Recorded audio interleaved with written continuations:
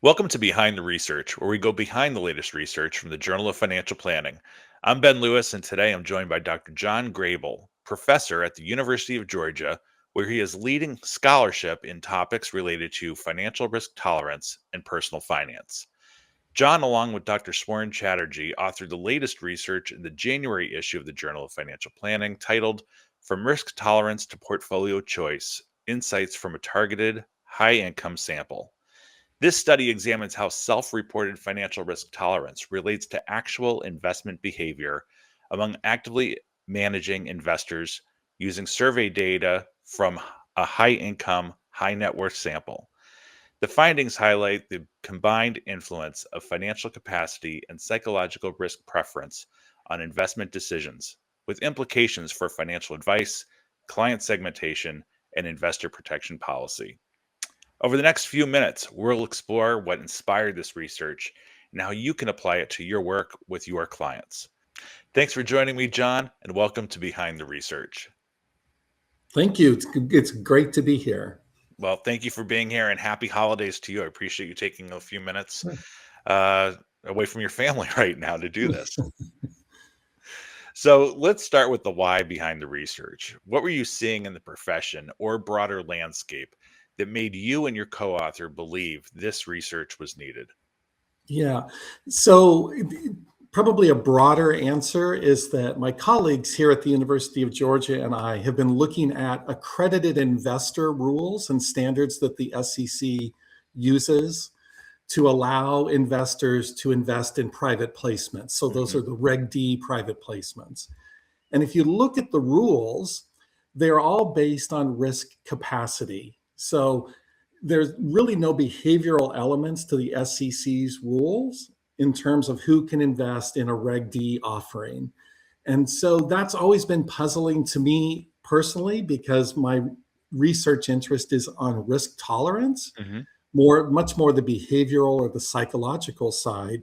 So why is the SEC only interested in risk capacity, so through income and net worth, and then really not interested in risk tolerance per se? So that was sort of the overarching reason to jump into this research. Sure. And as you were conducting your research, were there any big surprises that you saw? Surprises, I'm not really sure that there was a big surprise. The What popped out is that risk capacity is extremely important in describing who is likely to invest broadly. Mhm. So the number of holdings that somebody has in their portfolio, and then the overall risk profile of their portfolio is described very well by risk capacity. However, and here's the interesting twist. So maybe Mhm. the answer to your question. The SEC uses income and net worth. What we found is that net worth is a really good measure of risk capacity. Mhm. Income, not as much, but education really is another really good indication of risk capacity.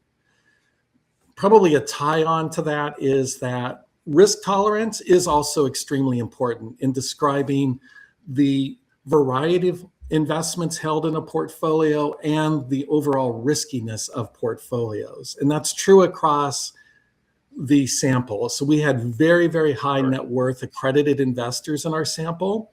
And we had what we'll just call normal or regular investors. That was Right. true across the board. That's interesting.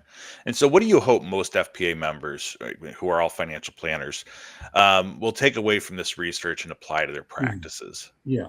So I think, you know, as somebody who does a lot of risk research, particularly with financial planners, there's almost some distrust of risk measures. Mhm. So the regulators require us as financial planners to assess our clients. But sometimes financial planners think, yeah, I'm just doing this for a regulatory reason.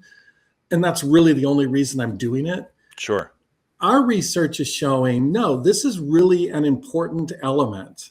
It's both risk capacity and risk tolerance, or your willingness to take risk. It's the combination of those two that predicts client outcomes. And those outcomes are, again, the breadth of investments held and the risk profile in the portfolios. So the takeaway is Don't just rely on risk capacity measures like income or net worth. Don't just rely on risk tolerance.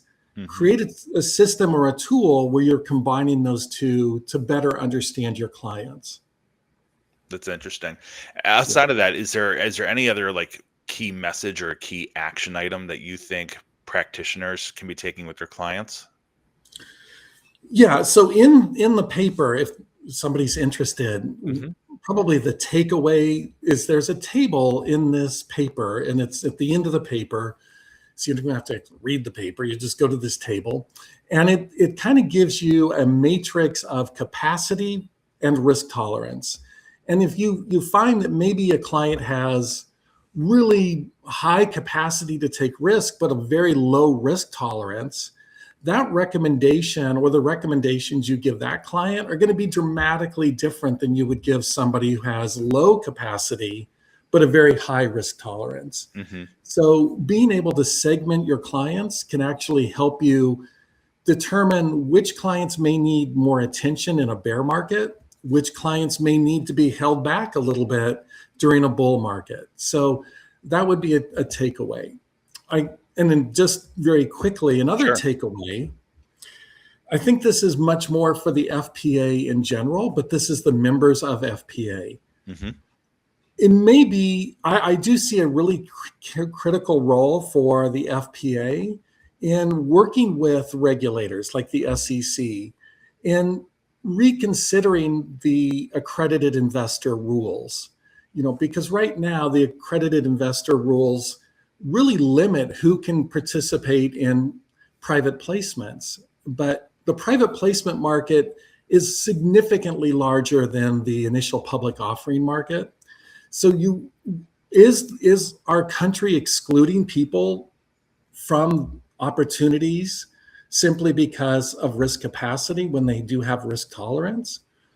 I don't have an answer to that question, but it could be something that the FPA could help the regulators kind of take a deeper dive. And this research is a step towards that. That's interesting. Well, I'll tell you what, I will definitely highlight the fact that this research is in the January issue with folks on the FPA team and see if there's something that Yeah, we can explore in that. So thank you for great. highlighting that. And thank you, John, for taking a Sure. few minutes today. I really do appreciate you digging into a little bit more about the research, and certainly thank you and Sworn for your important contribution to the Journal of Financial Planning. So thank you. Yeah, happy to do it. And happy Thank New Year. A happy new year to you, John. And just a reminder for all of you, you can delve into this exciting new research in the January issue of the Journal of Financial Planning, now available to all FPA members. You can simply scan the QR code on the screen or visit fpajournal.org. That's fpajournal.org. So thank you for spending a few minutes with us, and we'll see you next time on Behind the Research.